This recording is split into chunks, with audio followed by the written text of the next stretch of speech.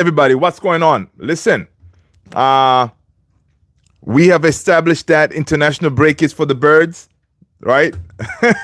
International break. Yeah, it's boring, man. It's simple. We say it. There you go. We're not gonna sugarcoat it. We need football. But you know what? I did watch some football today. Some international football. I don't know if you guys were able to catch anything. I was able to watch the what was that? I watched the Netherlands take on España. Right? Netherlands take on Spain. That was a good game.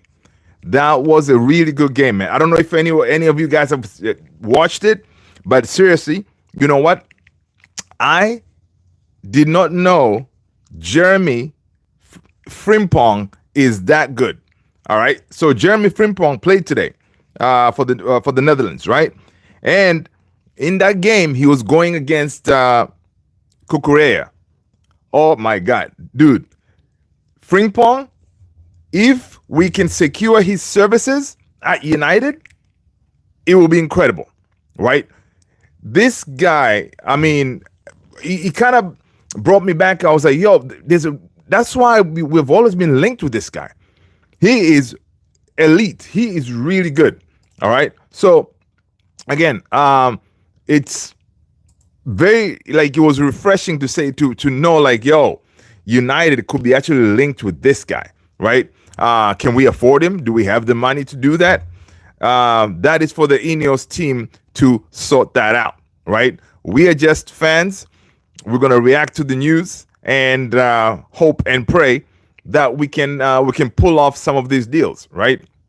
Let me get myself here situated. Yeah, we can hope that we can pull off some of these deals. But today, what is caught my eye, because again, international break, there's all these news, they'll be coming out, right? Some of them, we're gonna have to take them with a grain of salt, but some are very interesting. We shall see. Obviously, we are going to be making some signings, right? We're going to be making some signings come in the summer, right? One position, obviously, is that the right wing position.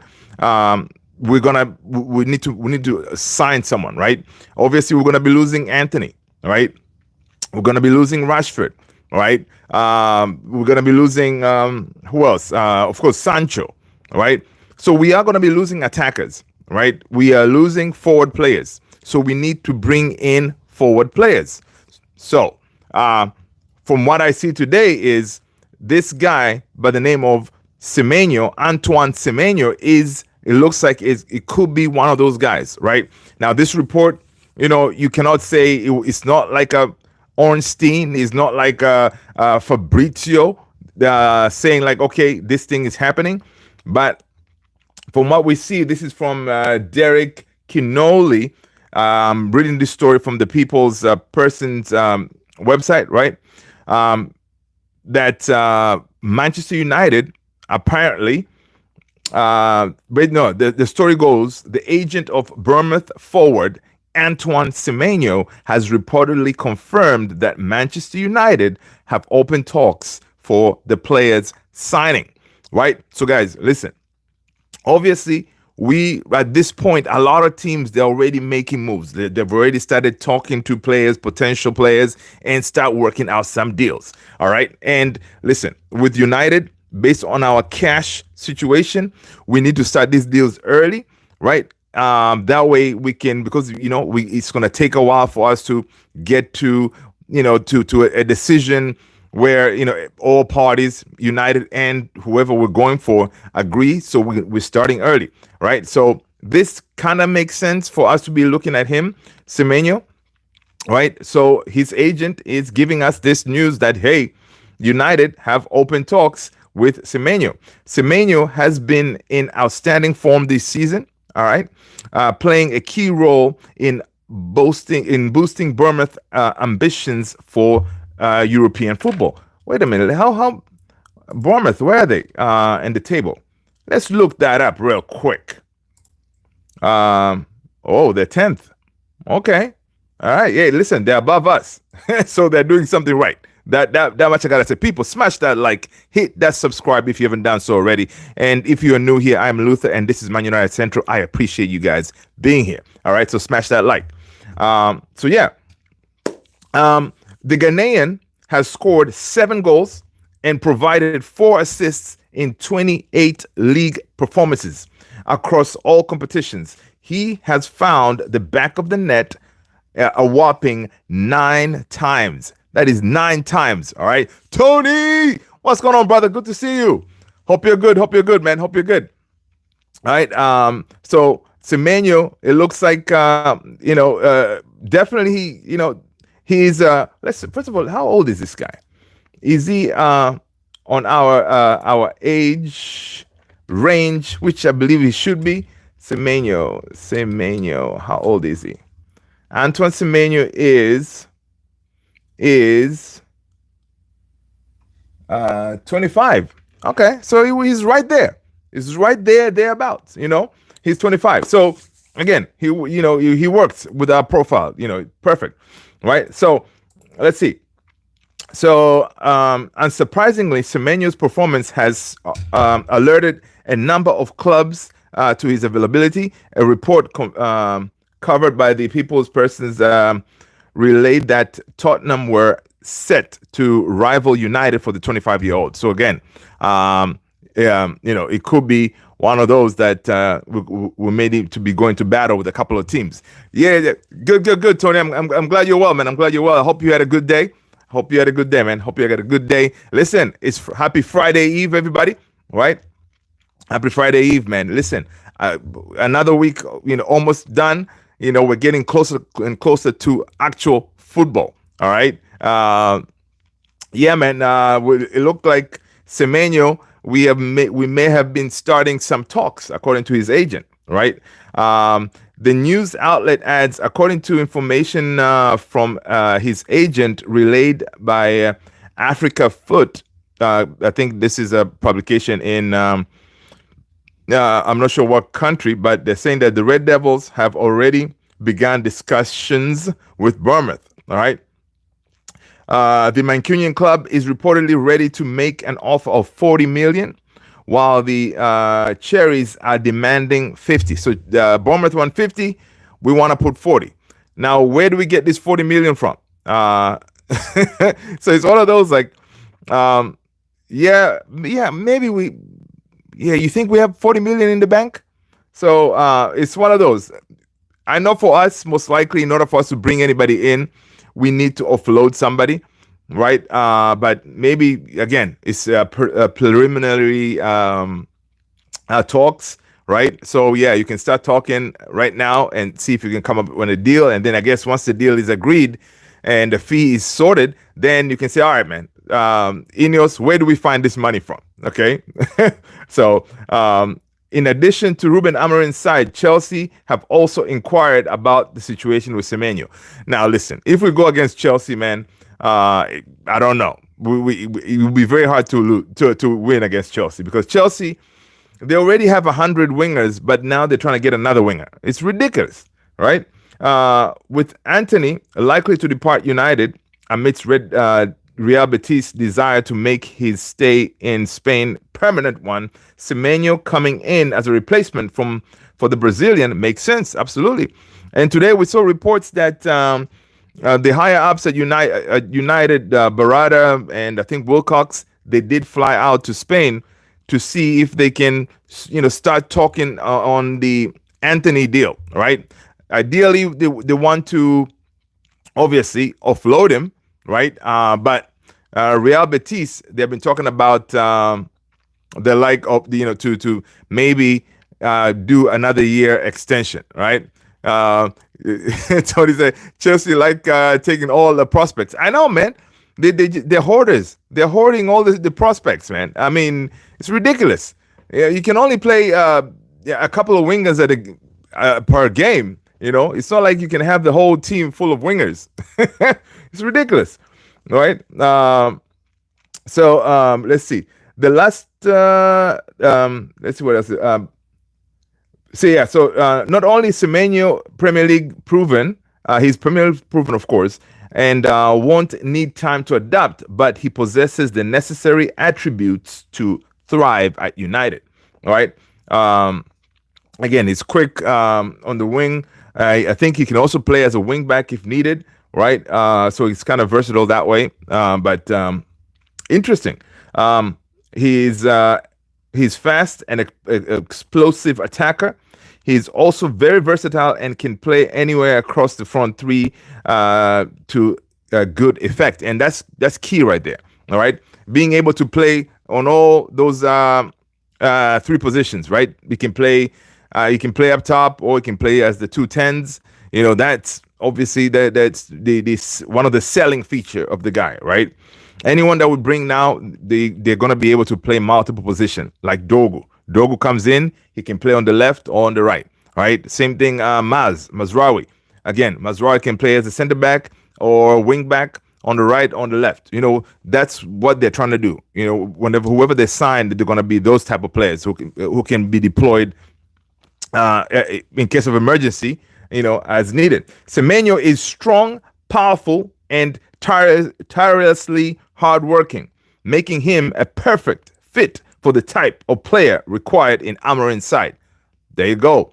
Keywords: strong, powerful, and tirelessly hardworking. Right? Versatility is key. Tony says that's yes, sir. Right? It's key. And that the whole powerful, strong, you know, tireless, hardworking. Listen, Dogu right there. You know, typical type of player that Ruben Amorim needs, because once we really hit the ground running in the summer, our job is going to be suffocating these teams, right? With immense firepower, you know, pressing them, you know, being able to run like mad dogs, like the manager said, run like mad dogs, right? So listen, I like the profile. Honestly, I like the profile, right? So we shall see if we really were able to get this across the line. I think he will be a really good addition for United, right? And again, he's one of those kids coming into the team. Obviously, he's not getting paid crazy money, so obviously coming in, he's not going to demand like, I don't know, 200,000, that kind of thing. He's coming from Bournemouth, so you know he's not going to be one of those that's going to break our bank, right?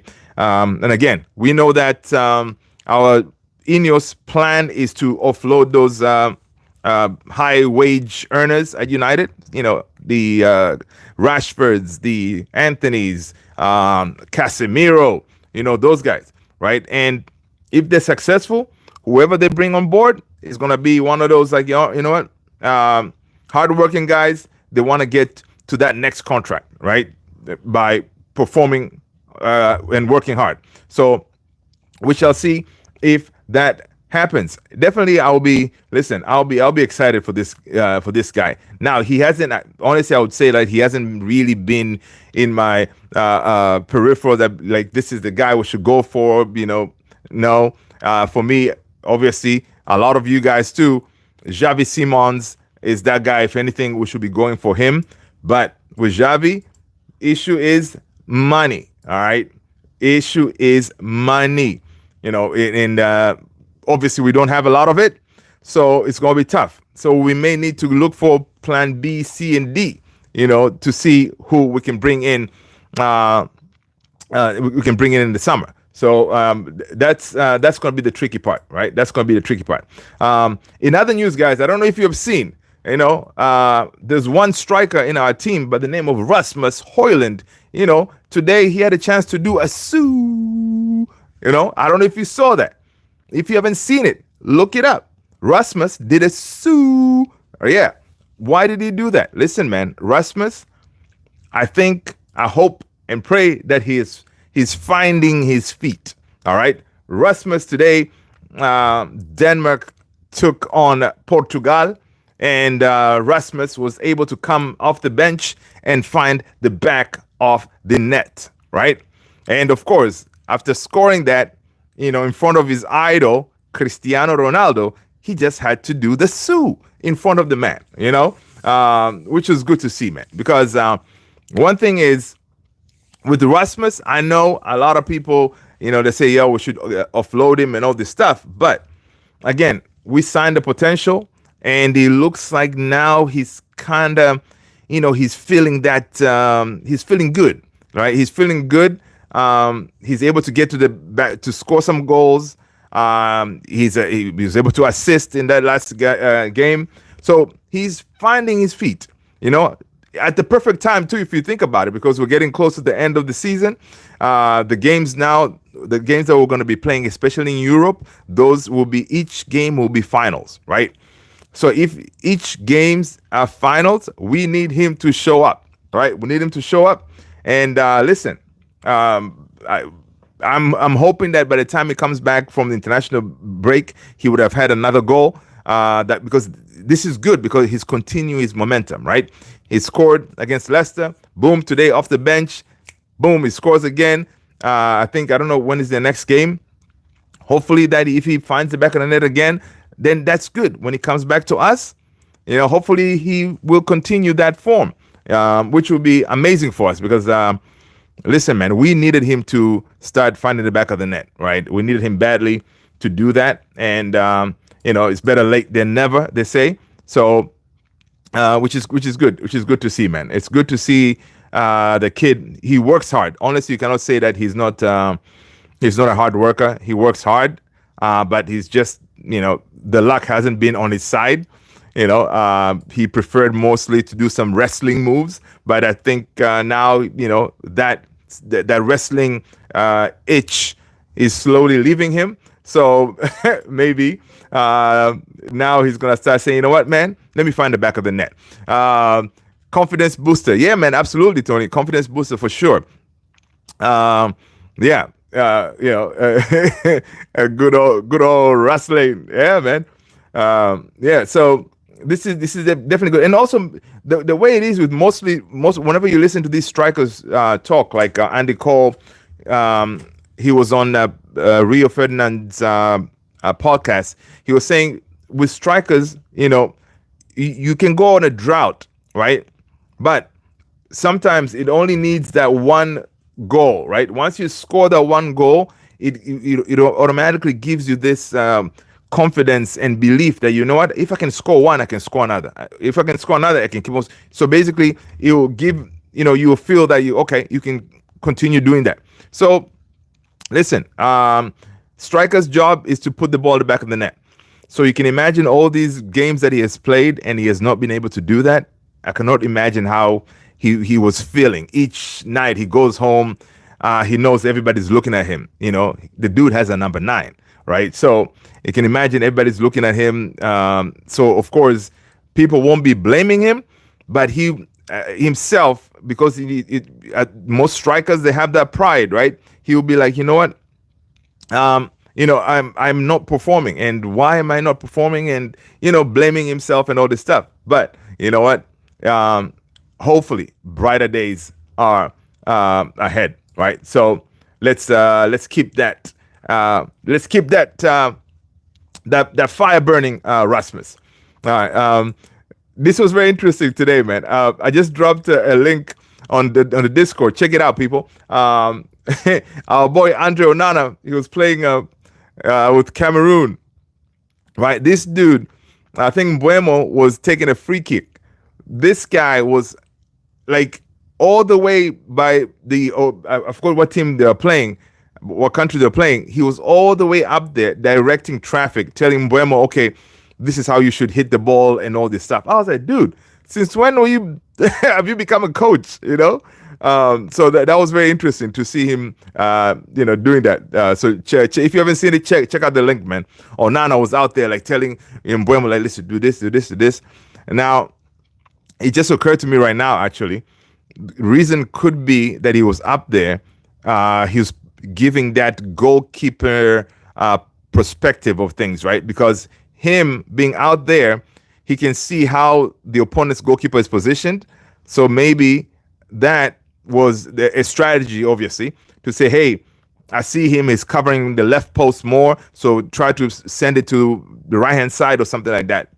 Now that I'm thinking about it, could be, obviously, that could be the reason he's out there. But if any of you guys know why Onana was out there being a coach, in a game, drop it in the chat. Let us know.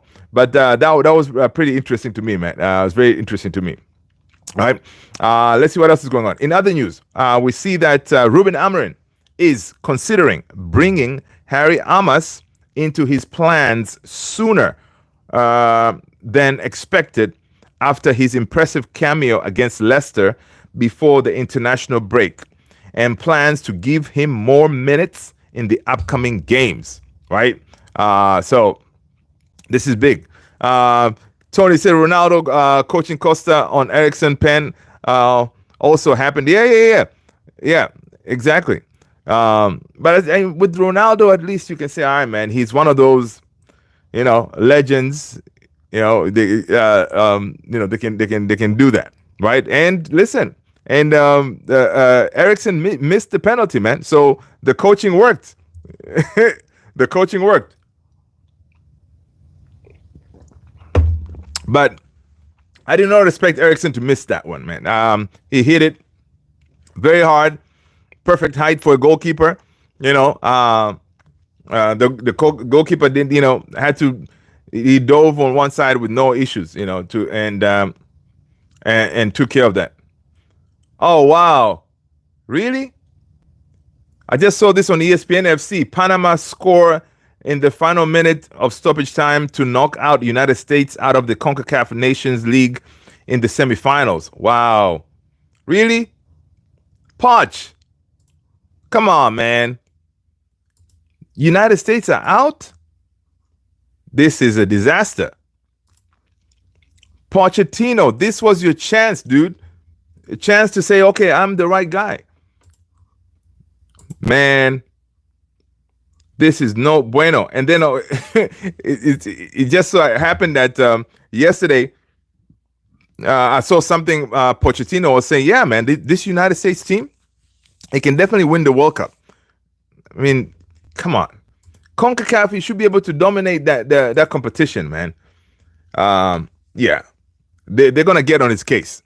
They're definitely going to get on his case. And Pulisic was playing, so it's not like they had a bunch of injuries and stuff. Whoa. That is nuts. But, yeah. Again, with the World Cup coming up next summer. Is it next summer, right? Yeah, I think next summer. Poch has a lot of work to do with this team. To get him where they need to be. He has a lot of work. So we shall see. Obviously, Poch, he's a good coach, experienced, with a point to prove. So, he may. In U.S., the thing with U.S., they have resources, right? When it comes to money and all this, and they do have talent too. Hopefully, they can get the team working and playing in the right way to challenge these big nations that will be coming to the World Cup. I wonder if McKinney and Weir were playing. That's a good question. Yeah, Weston McKinney, that's my guy, man. That's my guy. United States. Let's see. Lineups today. U.S. had Turner, Musa, Richards, Ream, Scally, Tyler Adams, Tessman. Yeah, Weston McKinney was there, Pulisic, and Ware. No excuse right there. That is a prolific attacking there. And then Jeff Sargent was up top. So you had, so it was a 4-2-3-1, right? Tyler Adams and Tesson were the two midfielders. And then your three attackers was McKinney, Pulisic, and Weir. And Sargent up top. Come on. Come on, United States. Yeah.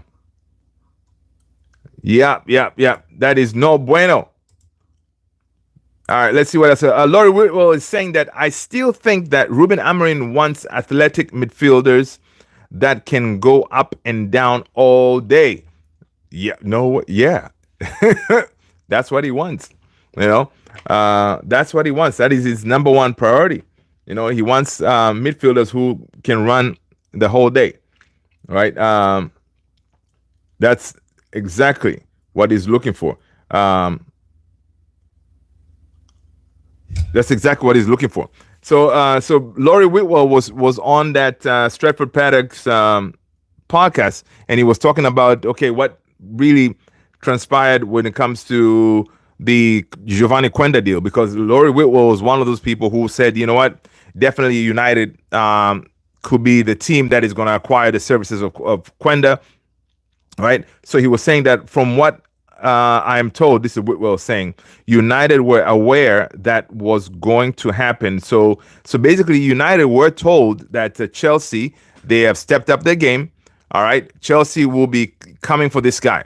So if United wanted to intercept that deal, they could have, right, by saying, okay, let's put more money in and stuff like that, right? But apparently they didn't. So they didn't step in. They would have made a move. That's according to Laurie Whitwell. So yeah. So I guess United were like, listen, man. Another thing he was saying there is it could be that the situation was they did not want to. Ineos did not want to put so much money on this young kid, because now you're signing another potential in Quenda, not knowing that he's really going to work. You know, yeah, he's worked with Ruben, but the Premier League is a different level, right? Young, so to splash that much cash, right, for another potential, it was probably too risky for Ineos. So, and also another selling factor for Chelsea was they were able to let Quenda stay at Sporting for another season. That is something United was not able to do. Oh, they're never. Right now, the way United is, they are not at a position financially or in a football sense to sign a player and offer to just keep him out there, to continue their development, right? Whatever they sign now, they're actually going to be signing like starters, players that they can hit the ground running from day one, kind of thing, right? So that's what they're looking for. So that deal with the Quenda would have been tough because, Sporting wanted to hold on to him. And Chelsea, of course, they have 100 wingers. They were like, all right, no problem. We can work with that. All right. So, yeah, we can work with that. According to Give Me Sport, they're saying that Manchester United have opened talks with Southampton about the potential summer transfer of Tyler Dibling. I'm telling you, these stories, man, we're going to see a whole bunch of these stories, right? Honestly, Tyler Dibling, yeah, he's also going to be another one that will be mad if we can get him, right? But again, Tyler Dibling is going to cost us quite a bit. It's going to cost us quite a bit. So it's so funny, Tony. I'm seeing Cristiano. The video you're saying Cristiano coaching Costa on the penalty. That is crazy. You can see exactly Cristiano what was doing there. Morpheus, hello. Ada Guler, hello from Ottoman Empire. Morpheus, welcome. Kenan Yildiz. I know. I saw about the Kenan Yildiz, man. Ada Guler, he's gonna stay. Ada Guler is gonna stay at Real, man. Welcome, Hakan Sharanoglu. He's too old. He's too old, man. Hello. Welcome, Morpheus. I like that name, man. I like that name. Smash that like, people, if you haven't done so already. And if you are new, I am Luther, and I'm super excited that you are here. So, yeah, let's see what's going on. But yeah, honestly, today seeing the story that our boy RASMUS did score again. That was the highlight of my day, honestly. Oh, you guys won against Hungary? Nice. Turkey. Nice. Of course, Altair, he didn't play, man. So who started in goal for Turkey? I'm sure you guys were missing Altay Bandir. Coach. Oh, okay. Nice. Okay. This was for you guys. Was it Nations League? Oh, let's see. What was the tournament? Turkey. Karim Autokoglu. Let's see. Turkey versus Hungary. Oh, Karim.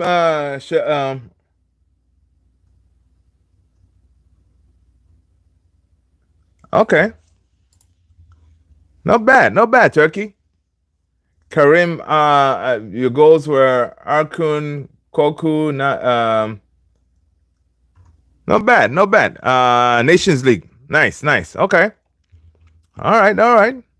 But today, man, Spain barely got through. Barely got the equalizer in the last minute. Close to the last minute for them to equalize in that Netherlands game. Netherlands were cooking, man. Netherlands were cooking. And seeing Frimpong, yeah, it reminded me how good that guy is. Ekes Bashiopalatan is also a Turkish legend. Oh, okay. Nice. In other news, at United, all right, this is according to the Sun Football. Manchester United are ready. We are ready, people, to meet Jared Brantwaite's 50 million plus valuation this summer. At least it's 50 million. All right, people, smash that like, man. Hit that like. At least it's 50 million. Last summer, they were talking about 70 million. Ridiculous. So, Manchester United are ready to meet Jared Brantwaite's 50 million plus valuation this summer. United would have to qualify for Champions League to sign him, as the player is determined to join a side playing in that competition. Brantwaite is ready to consider the move. United believe they can get the deal done. All right, they can get the deal done. Morpheus is saying Netherlands. I don't like. You don't like Netherlands? Hey, listen, Gala. You guys are doing your thing, man. I think you're gonna win. You're gonna win the Turkish league this season, right? Yeah. But Netherlands, they were playing some good football though. So yeah, man, this Brantwaite deal. It looks like we're back at Brantwaite again. Of course, we need to sign another center back because we're gonna be losing two, Lindelof and Johnny Evans. So ideally, we want to sign two center backs. So Brantwaite, Ineos like him. So we shall see if we can get that deal over the line. Now, of course, he's kind of being like, yo, I want to only play for Champions League if a team qualifies for Champions League. Whatever, man. You're playing at Everton, okay? We are United, okay? It shouldn't matter. If you want to come and play at United, you come and play at United. It doesn't matter what league we're playing. Even if we're in the Championship, you're going to wear that shirt with pride because you're playing for United, okay? Morpheus is saying last year we won against Man United. I saw that game, man. You guys were lucky, man, against United. You were lucky. All right. Of course we will. Argan, he was a football player. Nice. Yeah, man. Listen. That's basically it. So Brantwaite needs to go and sit down somewhere, and understand that if he gets the deal, you're going to a big club. All right. So calm yourself down, Brantwaite. Okay, calm yourself down. All right. And in Spanish they say "calmate." Calm down, man. It's not that serious. But yeah, I hope we don't pay 50 million for him. All right. I hope we pay less, because 50 million that's kind of steep. I don't think is he a 50 million defender? And if we pay 50 million, does that mean that 50 million you means that the guy starts, right? Is he a starter? Because 50 million, I mean, of course, we have a lot of games, especially if we qualify for the Champions League. We're gonna play a lot of games, so we'll need more players, especially in that center back with the likes of Leacher being kind of injury, kind of prone. Maguire getting up there in the age, so maybe Ineos see Branthwaite as the future, obviously, for United, right? Because you have De Ligt, you have Euro, adding Branthwaite again, another one who's who's left-footed. He can actually Branthwaite can play both feet, left and right foot, so he can cover both sides, which is again value add kind of thing to be able to do that. So I think that's why I think Ineos, they're really pursuing this guy, right? And they feel like this is a chance now to get him because obviously the guy wants to move up, right, to greener pastures. And United, we can offer that, and we want the guy. But yeah, Morpheus, yeah, Manchester United are interested in Kenan Yildiz, right? So one of your guys, man, V is key, yeah. So Kenan Yildiz, Juventus might sacrifice him even if they qualify for the Champions League. This is according to Di Marzio. So Kenan Yildiz. Morpheus, what can you tell us about Kenan, man? I haven't really seen him play, or if I have, I don't remember. All right. I like the age. The guy is 19. He's 19. He plays for Juve. He's a forward. All right. He can play that number 10 role. So interesting. Kenan, okay. And he's Jorge Mendes is the agent. Is his agent. So interesting. I wonder how much it's going to cost us because obviously we need a forward, and he can play. He can also play as a 10. So or up top. He would be able to do the job. All right. Patrick Dogu, of course, he's with the Denmark national team. I wonder if he's going to get to play. I think he will. I think he's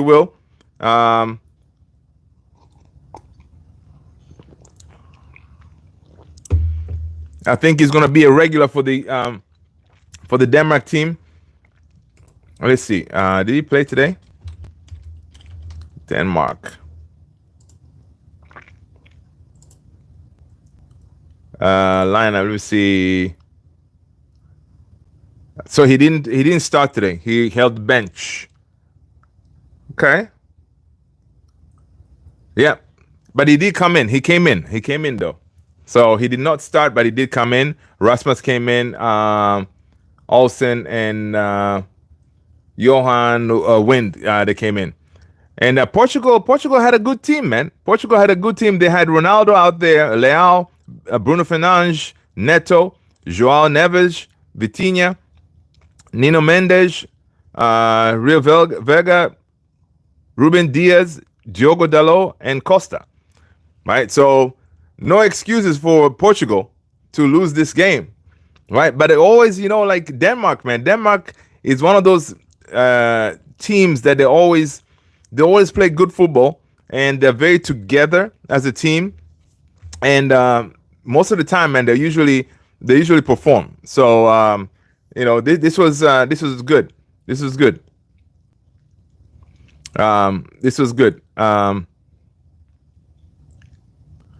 Fabrizio Romano is saying that Rasmus Højlund scores and hits the SIUUU celebration in front of Cristiano Ronaldo as a tribute.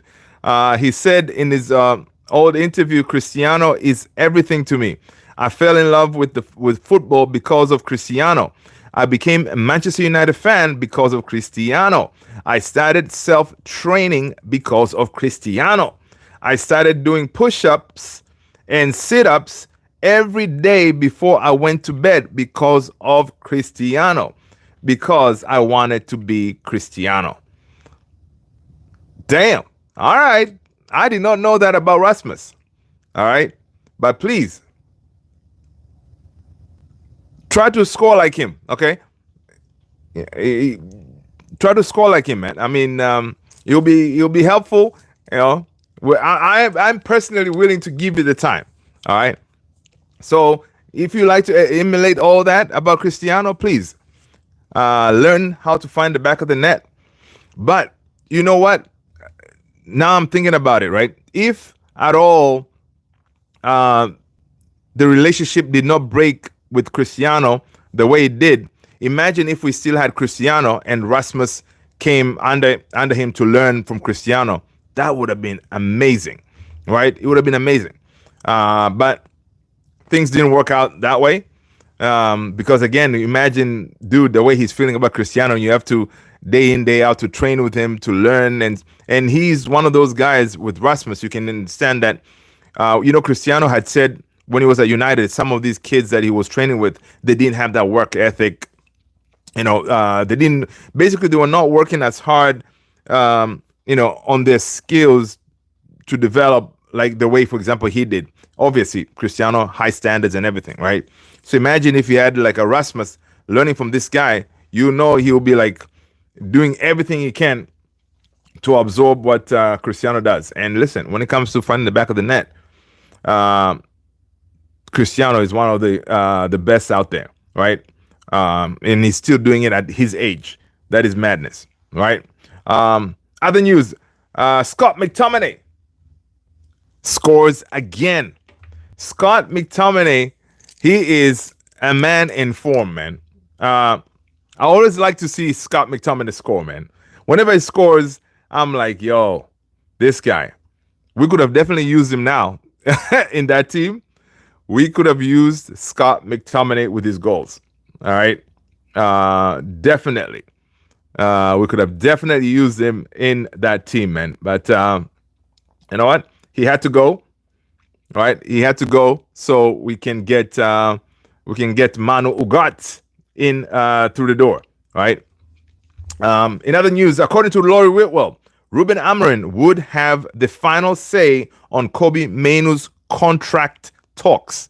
Yeah, guys, we heard last week there's a lot of people saying, oh, you know what, Kobbie Mainoo, he's asking for crazy money, right? Now that could very well be agent talk, right? They're trying to say, like a huge salary. That way, when they negotiate, they'll get somewhere where they're trying to get, right? But obviously, the numbers they were throwing out there, like 180, close to 200,000 a week, that is ridiculous. Kobbie Mainoo, he's not worth that yet, right? I would say, maximum maybe 120 or 110, maximum, right? 180 or 200, that's ridiculous, right? He's still young.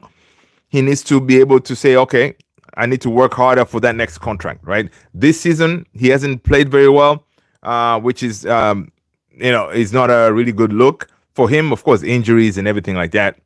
But we know we have a gem there, right? Based on last season, he was incredible. So yeah, definitely you got to give him a new contract to keep him, right? But if he ends up leaving, that will be something. That will be something. But again, according to Laurie Whitwell, Ruben Amorim will have the final say. Now that is one, right? And Laurie Whitwell is saying that Kobbie Mainoo is saying that he says that Kobbie Mainoo, if he fits in the 3-4-3 system, he stays, right? If he doesn't, then he can potentially be sold. So it's all, again, up to Ruben Amorim, right? He's going to see, can he deploy Kobbie? Can he use him in the 3-4-3?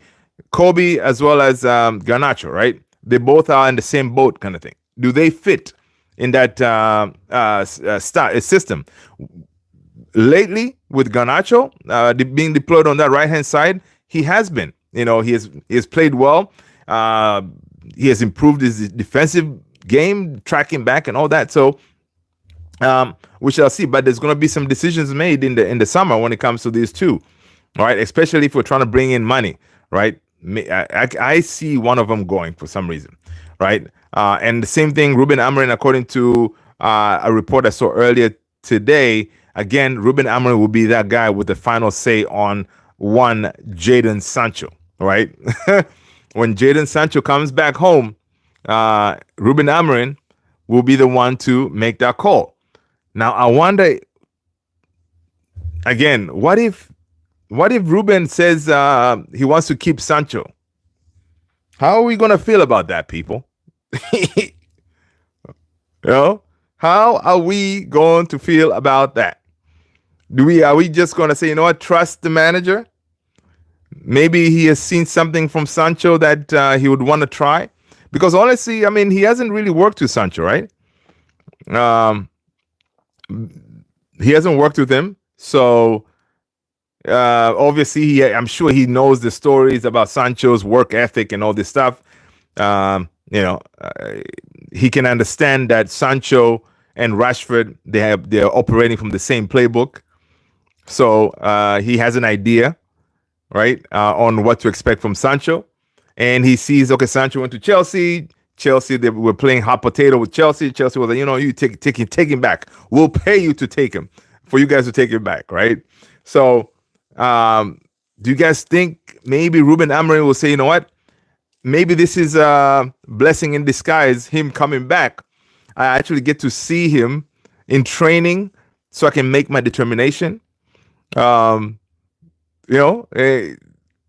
The man can actually play in those two on that left 10 position, right? Ruben Amorim may say, you know what, man, listen, let's give him a couple of games. I want to see for myself before I make this decision. But if he stays, I mean, from everything that he has done against United, that will be madness. All right, that will be madness if he stays. I really hope he doesn't, because I cannot imagine the uproar from some of the United community, right?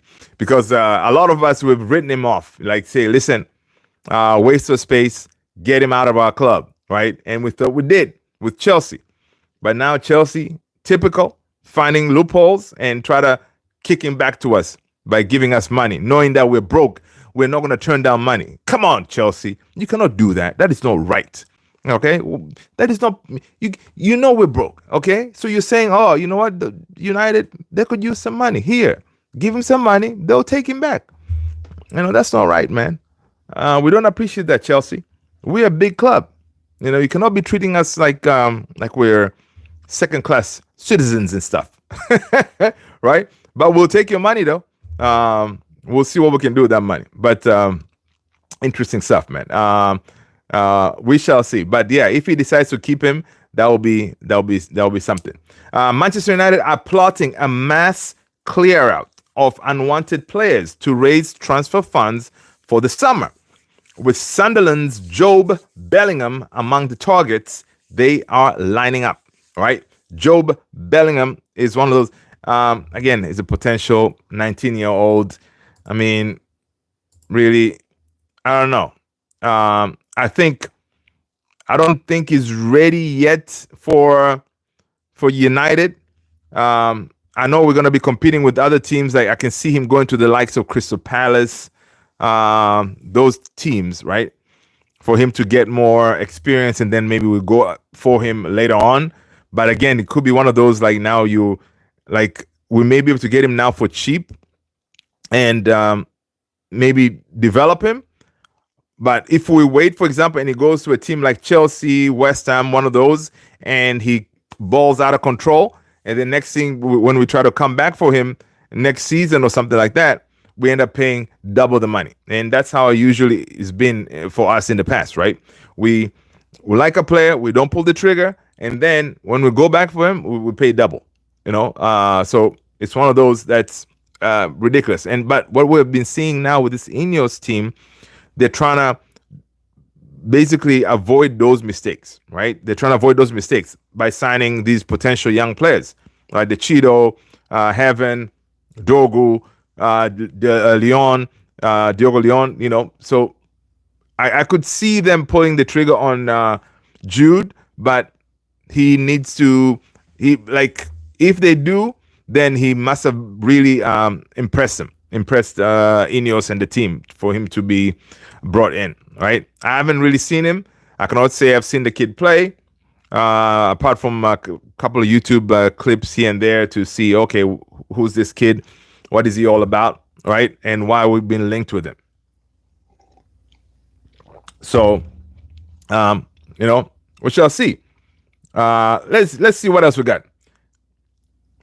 Yesterday we did talk about Aiden Heaven, man. Aiden Heaven was seen at Carrington without his protective boot. People, just because of that, you got to smash that like for Aiden Heaven. All right. Listen, this kid. I really hope that once we get the official word from United, we hear something like his injury wasn't too bad. We should expect him back maybe after the Nottingham Forest game, because once we come back from international break, first game is Nottingham Forest. After that is City. So we're hoping that the news is going to be like, okay, he is injured, but we should expect him back maybe for that Man City game, right? Which will be amazing. That will be amazing news if that was to happen, right? Yeah. So let's see what else is going on. This was very interesting. I saw when France played Croatia, and Kylian Mbappe was going into the box, and he dove. Luka Modric went at Kylian Mbappe, like kind of screamed at him, "Stop diving!" It was crazy to see, man. And you can see Luka; he was really pissed with Kylian Mbappe because he knows how he rolls, right? Obviously, teammates. So when he was doing that in the game, Luka was not having it. It was very interesting to see, man. I've always wondered, like some of these teams, whenever you play your teammates and you know all their tricks, what they do in games in order to win new games, faking injuries, getting penalties given their way and stuff like that in order to win. So when they're playing against you, you'll be like, no. I see from the picture, Modric is telling the ref, keep an eye on this Mbappe guy, man. Throughout the game, he's going to try to pull a fast one on us. Don't let it happen, ref. Yeah. Other news: Man United are suddenly chasing Borussia Dortmund star Felix Mecha. All right. Ahead of the summer window, the Bundesliga side are concerned about Manchester United's interest in the 24-year-old, as they had no plans to sell him. This is according to Bild via Sport Witness. Now, Bild is a publication in the Bundesliga that is very reliable. Now, obviously, a kid like him, again, Felix Mecha, I cannot say I've seen him play, but if Borussia Dortmund, they're worried, it means that, they didn't expect their player, his head to be turned. When a big team comes for you, Brathwaite, you cannot be putting demands out there. I want Champions League. No. All right.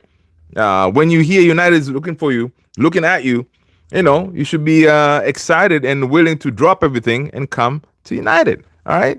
We're a big club, man. We haven't won anything in the last, I don't know who's counting, a couple of years, 10, 15, right? But we're still a big club. All right. Let's see what else we got going on. I see here that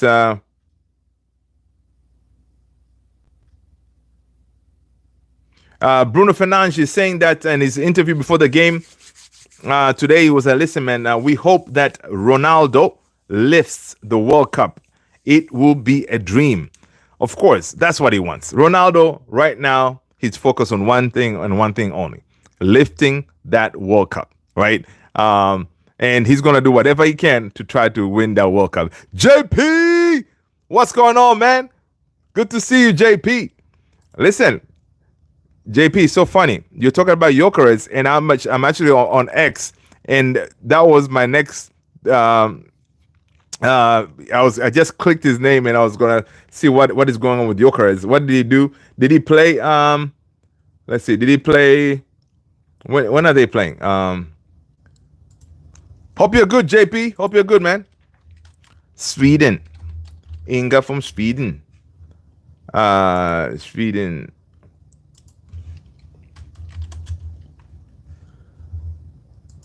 Okay, Sweden. Ziad.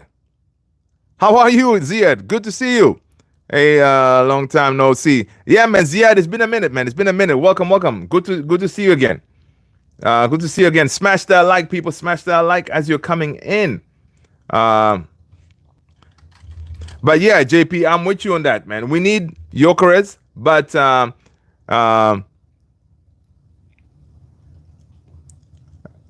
yeah, good. No games, so no worries. I know. Yeah, definitely. We need a Jokeres. We need a proper striker, man. But Laurie Whitwell is saying that. No, was it Laurie Whitwell or Talk Sport? He was saying that United may do some kind of deal with Napoli, where Rasmus may go the opposite side. All right, and then we get Osimhen. I'm not really going to complain, man. If we get Osimhen, happy days. We get Jokeres, I'm cool with it, right? Just we need to get a striker, right? But ideally, I kind of want to hold on to Rasmus, man. Did you guys see Rasmus SIUUU? After he scored today, what do you think of the Celtics sale? Wait, I am.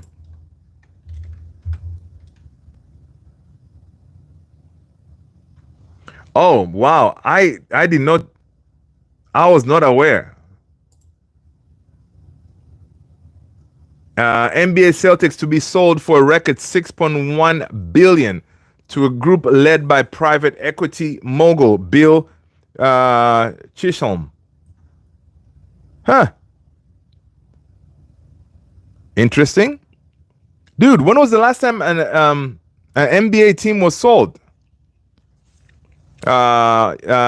We call it talk shite here in England. Yeah, man, talk shite. I know, man. Yeah.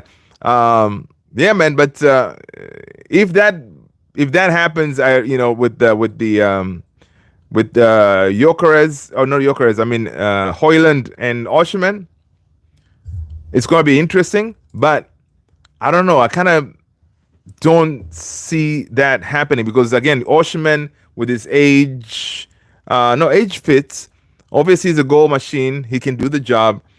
And obviously, on the other side, Napoli want to offload him, right? So, maybe, I don't know. And according to what Laurie Whitwell was saying, that also his price at Napoli is something that United could potentially work with, and see what can happen. Kiyoshi, wagwan, man. How are you? Hope you're good, man. Hope you're good. All right. So, which is I think more realistic. We give them Garnacho and get Osimhen. Yeah, because you got a good point, Ziad. Garnacho was very close to going in January, right? He was close to going in January, but they couldn't agree. I think there's something that happened that Ruben blocked the move, right? So, Kiyoshi, I'm good, man. I'm good. How are you? Happy Friday Eve. I mean, depending on where you guys are watching, it could already be Friday where you are at. Yeah.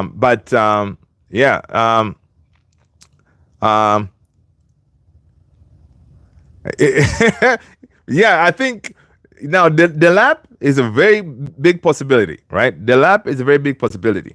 But what if we do get Mateta And of course, we get Mateta, we keep Rasmus, right?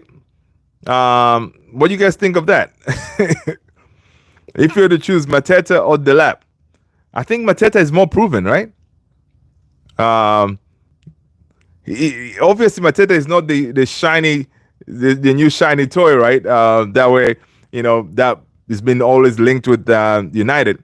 But yeah, dude is 28, so that's a good point. Because United, they were saying, well, we're not going to go for Gyökeres because he's 26. Some ridiculous statement like that, right?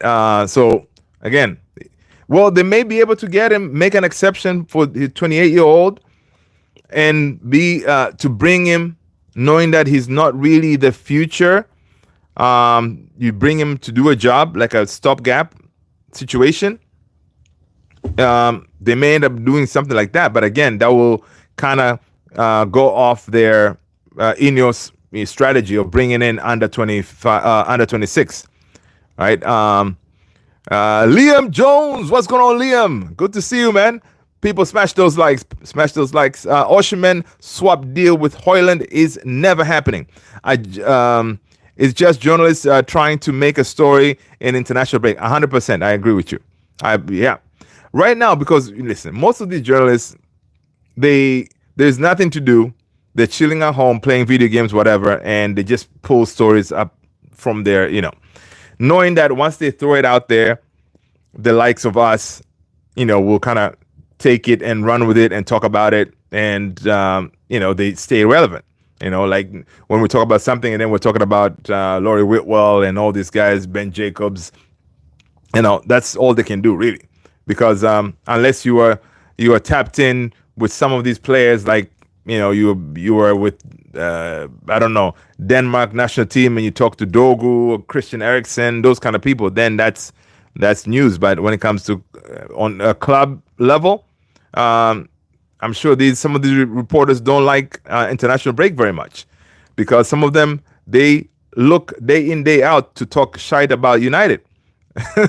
So they don't like this part right now when they cannot really get those stories from their sources. Ziad is saying Chelsea in for him. Yeah, Chelsea's also in for, could be in for Garnacho, right? Talking about Garnacho.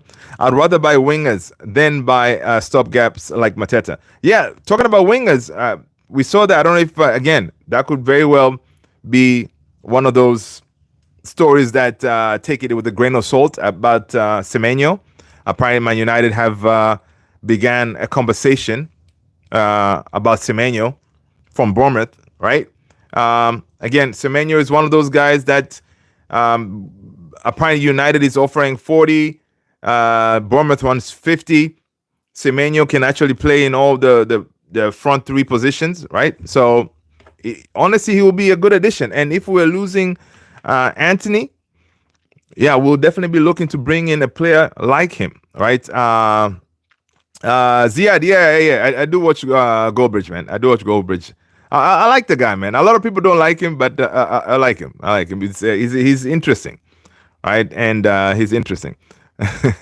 Liam said 28 is not a stopgap. It's a player. Yeah, it's a key player. His age. Yeah, I agree with you. Right? I definitely agree with you. Because if you bring him at 28, means now you're gonna sign a 3-year contract, 4 years. So that takes him to his 30s. So I think that's probably why Ineos doesn't really want to do those type of ages, right? They're looking for like 25. That way, when you give him a 3 or 4 year contract or whatever, they're still young enough, right?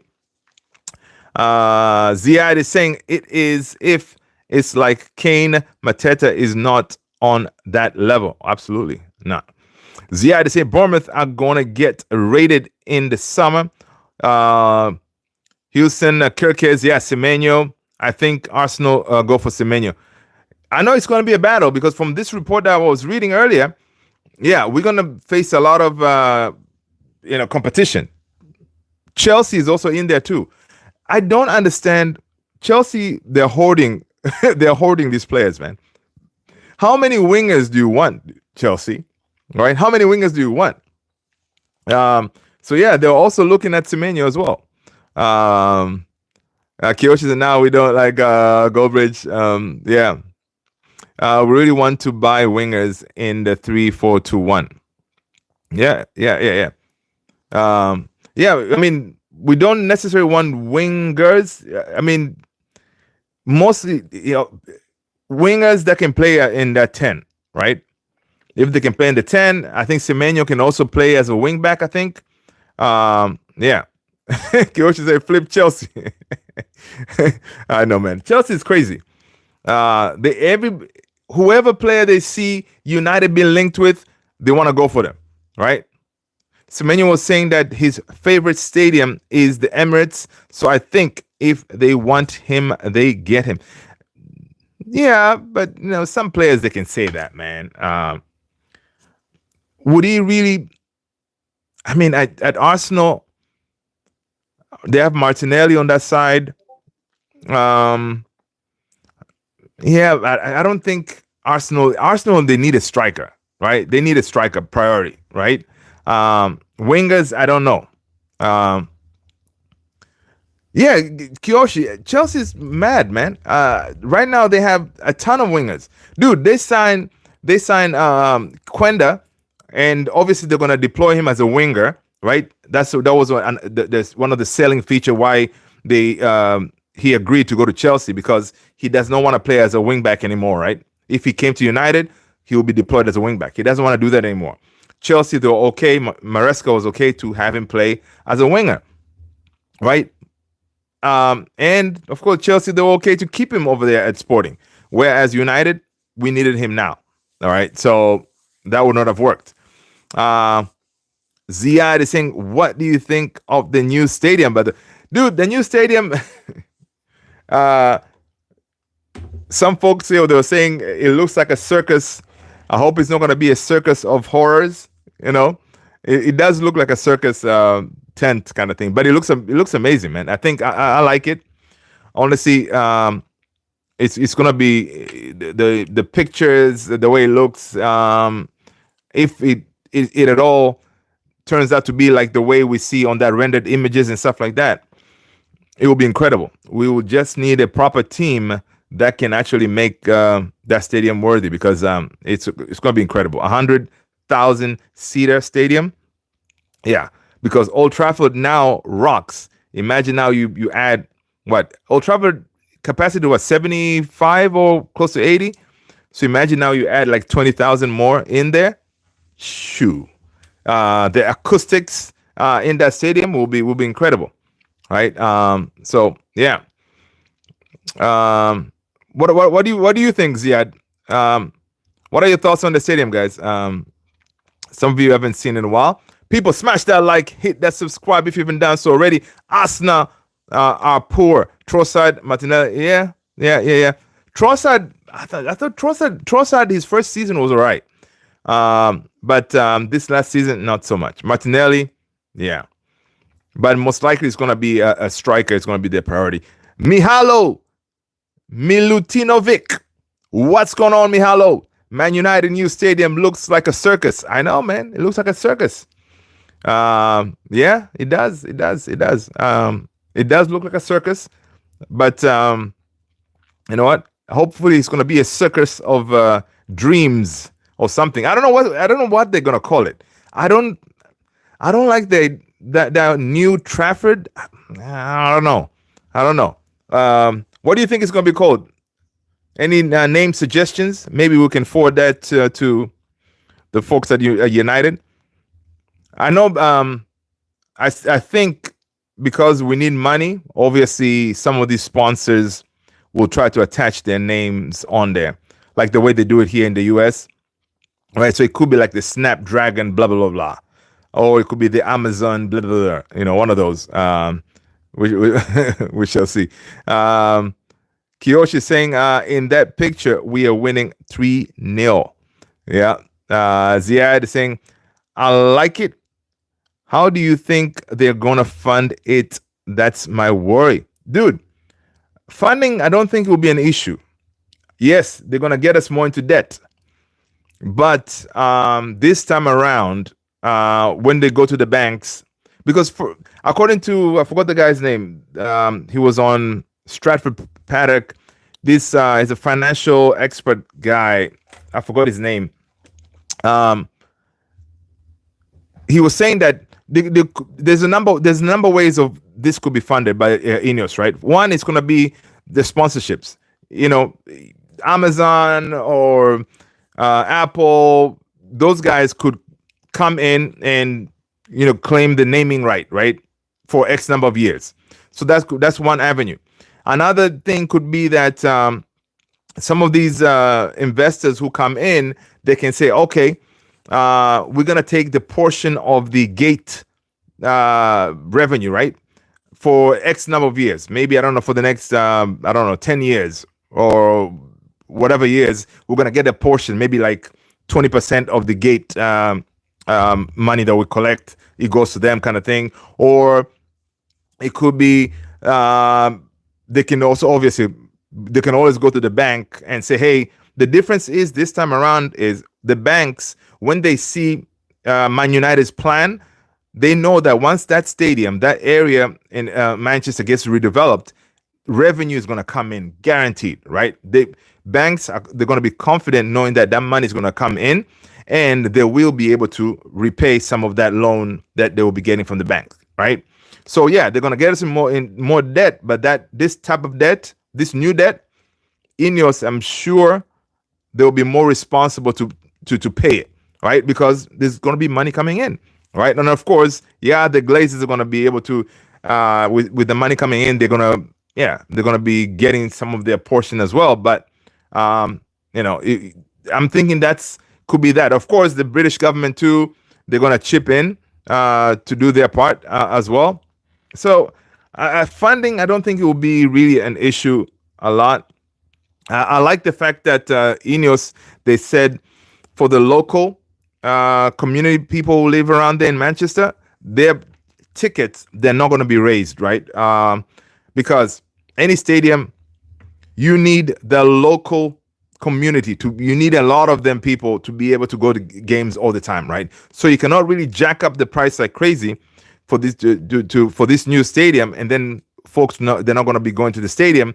They're not going to fill the place. So Sir Jim did say that they're not going to jack up the prices for the locals. Mostly it's going to be some folks like us flying from the US to go to the stadium. Those people who are coming from afar, yeah, we may end up being paying a little bit more. But that's the scheme they're going to try to use. I mean, I think it's a good idea, especially for the locals to actually benefit, for being living close to the stadium.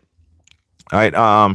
Mihala, I think, let's see. Mihala saying, I think you should maintain Old Trafford. It has a history of, oh yeah. Well, Old Trafford will be around until we move to the new stadium. And then maybe it will take a couple of years for them to demolish Old Trafford. To maintain it, it's going to be impossible to maintain two stadiums, right? We're already, struggling with money. To maintain 80-seater stadium, it's going to be tough, right? And then you have 100,000 seater next door. It's going to be tough to maintain both. So, they're definitely the history in that building. To demolish it is painful, but it looks like that's what they're gonna do.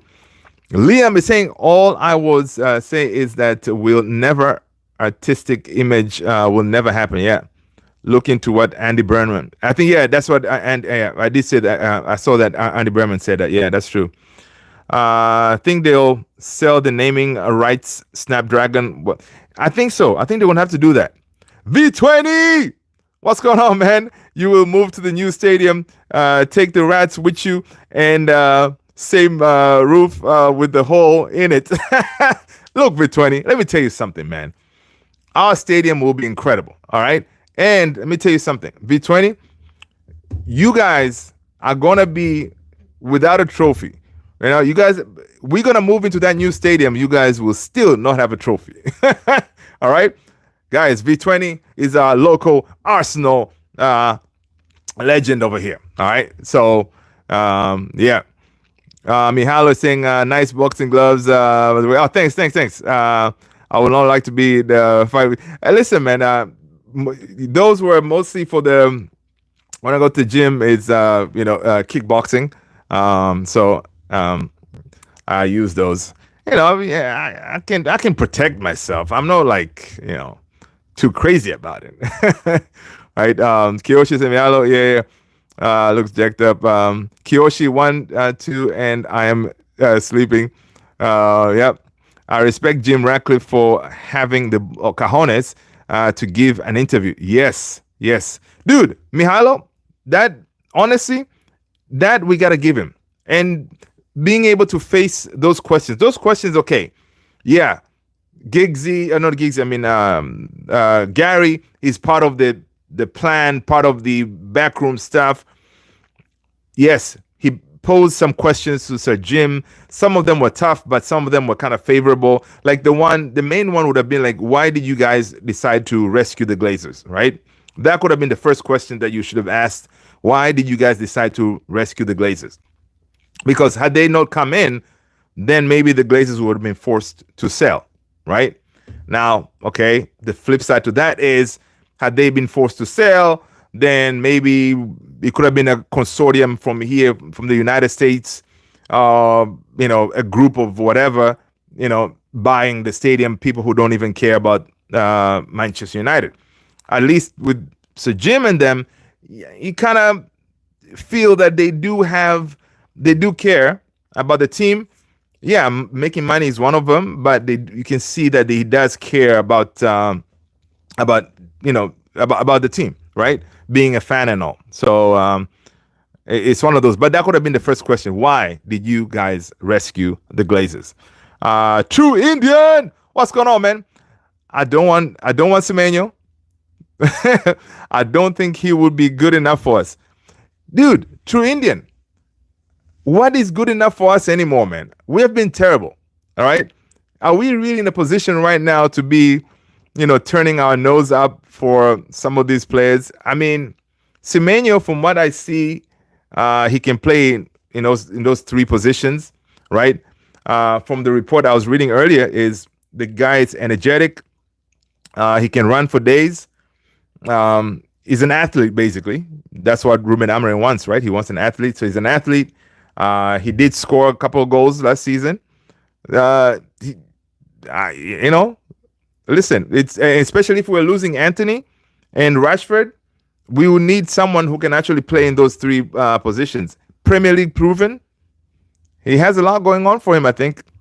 Obviously, me and I'm sure a lot of you guys, we want Xavi Simons, for example. Xavi Simons will be that guy. Say, okay, Xavi Simons, yeah, bring him. So, be 2022 Indian. Anyone from the championship would be better than what you have. You see, hey, yeah. And that's another thing too. I don't know why we're not really looking at the championship. The championship, you can find some really good gems down there, right? So, we need to tap into the championship and see if we can yank some gems down there. V20, what have you won with the good players in the last 5 years? Yeah, absolutely nothing. Yeah, good point. They should give us a trophy for ending second 3 times. There you go. Yeah, man. Runners up. But yeah, that's how you guys roll. But listen, Arsenal, you guys need to stop messing around. Splash the cash. Pay that 100 and whatever million and get Isak. If I'm telling you, I wouldn't be surprised. Arteta this summer, he buys another defender or 2 and tries to deploy them in attack or something instead of going for a proper forward, striker. That's crazy. Get that Edison. Edison deal. That's a good one. Yeah. Truini said Dalot and Onana are actually championship players. Yeah. You got a good point there. All right. Calafiori is also now injured. Oh, dude, he's injured? Wow. Dang. But I mean, well, I was gonna say you guys don't have anything to play for. You do have, yeah, you're gonna be knocked out anyway. So I was about to say you're still in the Champions League, but I just remembered who you guys are playing next. Yeah, so it's one of those. Liam, he's saying that what I don't understand is we are being told if we sell Garnacho for 40 million, we will be able to buy triple the price due to amortization. The crazy thing is the last 4 years we had sold Elanga. Yeah, mismanagement of funds, right? And when we sold, obviously Elanga was pure profit. I don't know how much we sold Elanga for. Again, who knows what happened to that money? But yeah, if we do sell Garnacho for 40, so basically you can go and acquire a couple of players because you're gonna obviously you're paying in installments, right? And you can make a couple of payments with that 40 million. Right? Again, it's pure profit, so it's not gonna affect your PSR. So we could do something like that. But yeah, you got a good point on Elanga. And man, listen, guys, Elanga, we could use Elanga right now in this Amorim system, man. Honestly. Elanga, Welbeck. Danny Welbeck, man. He would be cooking right if he was a part of this team. I feel Semenyo is too raw for his age. He should be on his peak at this age. Yeah, that's a good point. Dude, did you guys see Jeremy Frimpong? That is the guy that we need to be looking at. I was watching Frimpong today, man, against Spain. He was going against Cucurella. He was cooking Cucurella. That's funny. Frimpong, that's another one, man. If we can get him, that will be incredible. As a United fan, I want Arteta to stay at Arsenal forever. I second that, Kiyoshi. I second that. Give him a lifetime contract. All right? Give him. He deserved it. He has earned it. All right? Liam is saying that Greenwood, 27 million. McTominay, 25 million. Yep. And Greenwood, if he gets sold somewhere, we have that sell-on clause in there. So we may be able to get a little bit of money. But yeah, it's McTominay money. We used it on Ugarte, right? So at least we know McTominay money went to Ugarte. And that's what we're going to have to do this season, this time around as well. Sell in order to buy, right? We're going to have to do one of them. Portugal played so shite. I was watching that game. Yeah, and surprisingly, they had all the starters, right? Portugal had a really good team, right? But listen, RASMUS. He comes in and he does a sue. Listen, man, that made my day, man. That made my day today, because that is gonna give RASMUS huge confidence, right? He's continuing where he left off. May he continue to score until he comes back. All right. Liam is saying, yeah, but we bought overvalued players. Oh, there you go. That is another one. RASMUS is what? At 25, maybe 30 million? We pay 70. Same thing, Anthony. Anthony is nowhere close to 40 million. We paid 80. Ridiculous. All right. And those are the kind of moves that we're doing. Casemiro, that's another one. Spending crazy money. That's where our money went. I don't think Frimpong would join us. Maybe we need Agent Zirkzee. Yeah, man. Listen, there were some links that Frimpong is ready to make a move. I don't know if we can afford him though. I wonder how much his fee is. But there were some talks. Frimpong on that right wing back. Shoot, imagine Frimpong and he plays with Ahmad. Ahmad as a 10 on the right hand side, and then you have the likes Frimpong running around on that right hand side. That would be crazy. Bruno said to RASMUS, please don't score next 2 weeks. I know, right? Now I think Rasmus was still at least 35 to 40 for his potential. Yeah, but not 70 though, right? Not 70. So that's why I was saying, like, listen, Rasmus, the team is close. We're seeing something with this team right now with Amarin, right? We see that the players are understanding their assignment. Slowly, they're understanding it. They're getting better. So maybe we hold on to Rasmus because we already spent 70 million. If we sold him now, we're gonna take a hit. Right now, we're not in a position to take any hits like a PSR situation, right? We cannot afford that. So maybe we hold on to him, but we still need to bring in another striker to actually help Rasmus with that load, right? Say, hey man, listen, this guy who's coming in, this new striker, he's gonna take the load off of you. That way, less pressure. You get to play minutes here and there. I'm sure that will help the kid, right? But now, all of us looking at him say, hey man, he's supposed to be banging in goals left, right, and center. Hey, ain't happening. And he's feeling the pressure. True Indian says we need to trigger 40 million release clause, but they might be better clubs interested in him. In him, so it looks unlikely. Yeah, it definitely is.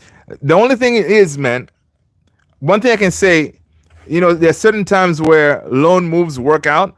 One is the Anthony loan move. It is working out perfectly. We see Real Betis, they're talking about giving him another season on loan, worst case scenario.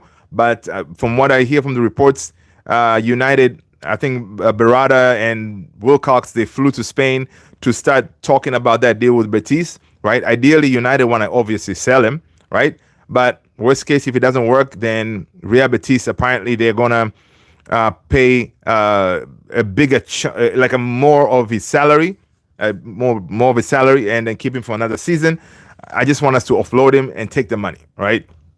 Another one, listen, Rashford, say what you want, man. The man went to Aston Villa. He's back into the England national team, right? Being back to the England national team, guys, it should be at least an additional 5 million to that price, right? I know we told Villa 40 million. You keep Rashford, so add another 5 there because the guy is with the England national team, man. Liam saying, doesn't every club overpay for players? Not like us, dude. I think United were the worst when it comes to overpaying. Chelsea, especially. Chelsea, they're smart. They give those 7-year contracts, whatever, right? Or I don't know, 7 years, 9 years. They have this weird way of doing it, right? So Chelsea, that's what they do. Yet they get away with loaning Felix, then buying him and loaning him to Milan. Yeah, I'm telling you, Chelsea, like even Koulibaly. Remember the Koulibaly? They signed him. He was big signing. He couldn't perform. Boom, they got rid of him. Like for some reason, Chelsea, they're able to sign these players and to get rid of them with no issues, right? So, and that's something that we're not capable of doing. Or we don't have the capacity or the skill set to do that, which is pretty frustrating for United. Now, it could be now with this Ineos team on board, we're going to be better. But in the past, we were terrible. Kiyoshi said, Rasmus is young. I want him to stay. Yeah, man. Me too, dude. All right. Liam says, how do Chelsea not have to worry about PSR? Because they have hotels they can sell if needed be. Last time they had some PSR issues. All of a sudden, we heard Chelsea sold a hotel somewhere and brought in some money. Basically, of course, it looked like a revenue coming in, right? Because the hotel was owned by Chelsea. So they sold an asset, money came in, happy days. Yeah, it's crazy. Creative accounting. They're professionals at that. Liam, because Chelsea are giving long-term contracts within the trigger PSR. There you go. It's interesting. Liam says, no top club says, oh my God, we got this guy for a quarter of his value. Yeah. NSR 7. What's going on, man? Luther, your boy NSR 7, aka Lil Neymar, got the Riz. That's what's up, man, dude. People check out NSR 7's edits, man. They're pretty dope. Give him a like on his stuff, man. Good, dude is putting in the work. Coolie Daddy, yeah, man. And they offloaded him. Dude is playing his ball in the Saudi league. You know, it just so happened that he went to the Saudi league. Chelsea, of course, they were able to get some good price for him, and life goes on. But we, United, we cannot offload anybody. Disgrace. Liam is saying, I understand amortization, but how are they able not to come into PSR problem? Listen, I cannot claim that I know the inner workings of that, but I know is maybe those long-term contracts and long-term contracts, and probably they don't pay their players crazy salary, right? That could be because when it comes to wages, we pay our players crazy money, right? Most of these teams, they don't pay their players that much. So maybe you sign them with a long-term contract, and then of course, you know, you pay them not too crazy money, and they can kind of go under the radar, which is, I don't know. It's weird the way they're able to do it. I'll ask ChatGPT to let me know, because that's a good question. All right, how are they able to do this? I don't know how they're able to do it. I was shocked from what I saw yesterday. Chelsea currently has 89 players with first team contracts. That's too low, I guess. They had like 200. It's ridiculous. And the thing is with Chelsea, and a lot of their players too, they have a lot of players out on loans and stuff like that, right? They have a lot of them out there. Liam is saying the hotel wasn't able to be included into PSR. That's why I'm confused. Wasn't it? I don't know how they did it then. Sabrina Cardozo, what's going on, Sabrina? Good to see you. People, smash that like button. Garnacho had a bad player. No, Garnacho is a good player. All right. Onana out. No, Onana is staying. We cannot afford to sell Onana, man. That's another one. Onana is staying, people. So get comfortable. I don't know if you saw Onana today when he was playing in Cameroon. He was up there directing Buemo's free kick. I was like, Onana, what are you doing up there? If you haven't seen it, I dropped it in the Discord, man. Check it out. Onana was up there, man, as if he's about to take a free kick. I was like, dude, really, man? So Kiyoshi is saying, yeah, no crazy salary. I think goal bonuses are really high. Yeah, that could be too. Dooley, Emilio Martinez. Yeah, Emilio Martinez. Yeah, of course, he's not gonna come to Man United. You know, he already has Champions League over there at Villa. Coming to Man United, it is not possibility. True Indian, yeah. Still, they have like 50 players, excluding players on loan. Just is crazy, dude. I'm telling you, I watch what's his name, Matisse. Matisse, you know, big Chelsea fan, has YouTube channel and all that. Matisse, even him, a couple of occasions, he had said, "Listen, I don't know how they do it, man. Even people at Chelsea, they don't know how, you know, they're able to get around this stuff and being able to splash cash. I mean, every window, they're blowing money like crazy, right? Yeah, still there. True Indian says Onana is the GOAT. I know, man. True Indian, did you see Onana today, man? He will take the free kick next time because he doesn't rate Mbuemo. Hey, listen, yeah. But today we saw two things, right? We saw Onana up there taking the free kick. What I just came to realize this evening was it could be he was up there to look at the goalkeeper, right? the opposing goalkeeper to see how he's positioned and say, Mbuemo, hit it this way, blah, blah, blah, right? One of those. It could be that's why he was doing that. But we also saw Cristiano Ronaldo coaching his goalkeeper, and the goalkeeper was able to save Christian Eriksen's penalty. All right, so, it's one of those. Interesting. True Indian said next year Villa won't have Champions League. They are not winning the Champions League. They will have Europa, right? Worst case scenario. They'll be in Europe, though. They'll be in Europe. But again, even that, right? The issue that United were going to be facing is most of the teams around us, they really don't have. They're going to spend, right? Chelsea's going to spend. Arsenal is going to spend. Liverpool is going to spend crazy. Of course, Villa, Nottingham Forest, they're all going to spend. They're not going to stand still. So it is going to be very tough for us to catch up with those guys, some of those teams. So, yeah, all of them. Newcastle is going to spend. But, of course, Newcastle cannot really splash the cash like that. But they will spend. City, they're going to definitely spend. So it's going to be tough, again, next season for us to finish top 4. Unless we really, bring in, I don't know, like ballers, quality players who, they'll be running like mad dogs, like the manager wants. Kiyoshi, I don't think the manager knows every first team player. Probably doesn't. He sees them. It's like a daycare over there at the gym. At their training facility, they have to take turns. At the gym, and then maybe if he needs a player, he'd be like, "Yo, what's your name again?" Yeah, you. What position do you play? You winger. Oh, okay. All right. Can you join us?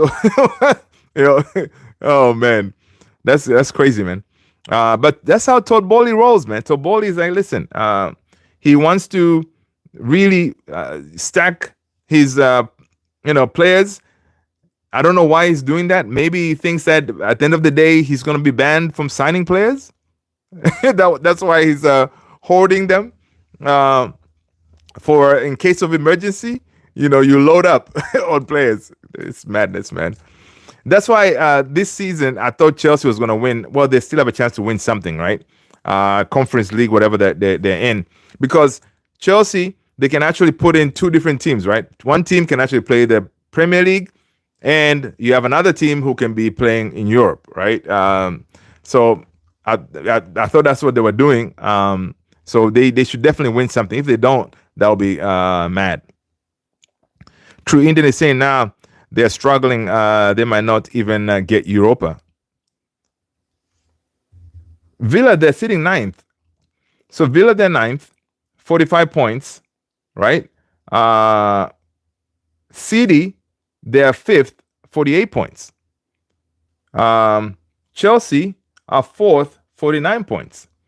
So that's not a bigger difference. Villa, 45 points, dude. They can get up there, man. They can get up there. Yeah, so they can definitely do that. Sabrina is saying Garnacho is having a poor performance. He scored a goal the other day, which is good because, again, for some reason, when Garnacho scored, I did not know. I forgot. I guess Garnacho was also on a drought run, right? So that also meant a lot for him to score that day, which is why Coach Scaloni didn't call him up for the qualifying. Listen, Sabrina, I appreciate Scaloni not calling Garnacho. All right, I wanted most of my players to stay home and chill, play video games, relax. All right, we cannot afford injuries, and that's why initially when Matthias de Ligt was not called, I was like, okay, cool. And then obviously Koeman was like, what am I doing? This guy has been balling out of control at United.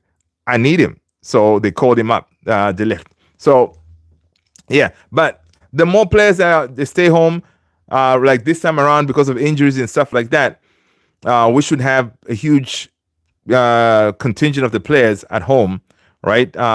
Rest up, healing, and all this. We need that. We need that because the run of games that we're going to be facing when we come back, it's going to be something, right? And we'll need everybody to be able to perform. True Indian is saying City going to spend in the championship. Man, I think, dude, you guys think the City's going to be found guilty? I doubt it. I doubt it, man. I know the pundits were warned by Sky, like, hey, listen, when the verdict comes out, stick to facts or else, right? So just that statement, telling the pundits like that, and of course, some of these pundits like Carragher, Keane, and them, yeah, sometimes they be saying some mad stuff, right?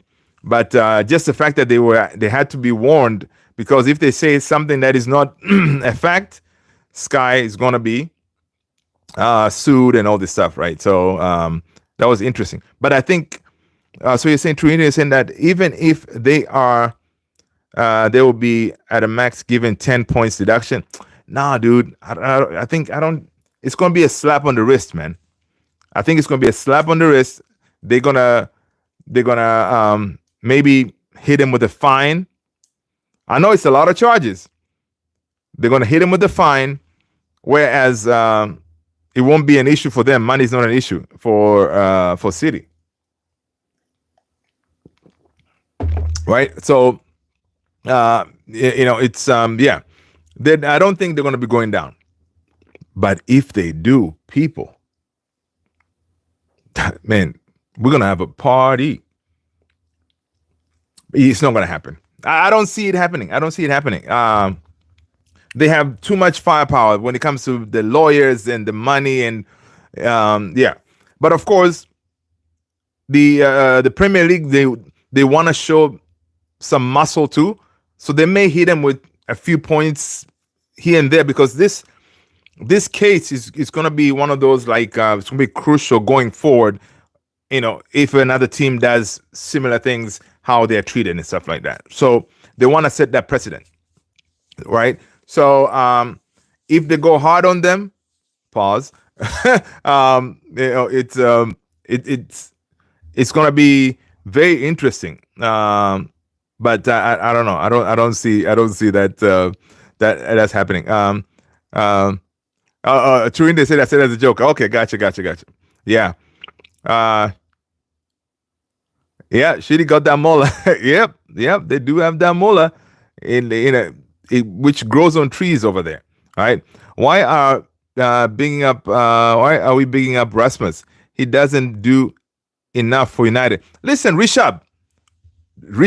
First of all, let us know what team you support. Smash that like, hit that subscribe if you've been done so already. Listen, man, we gotta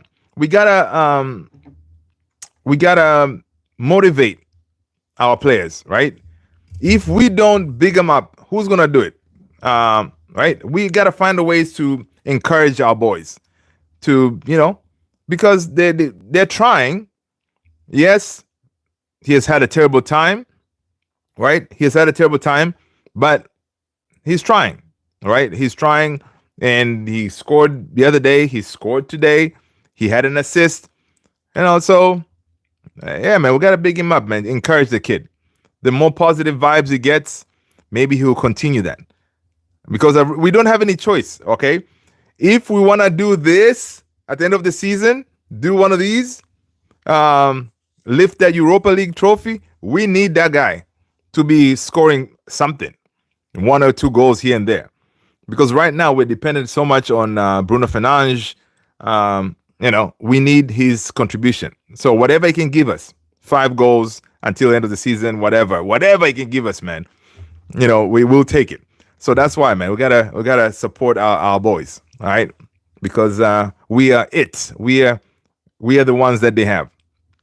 Players don't pass enough to him at United. Yeah, they don't, and they don't, and that's something. Even Ruben Amorim, he knows about it. He knows they don't create enough for him, but lately it looks like, I don't know. I'm seeing a little bit of a change, right? The cutbacks. We're seeing some of those. Also, he's learning to get into the box, quicker. He needs obviously learn to stay on his feet.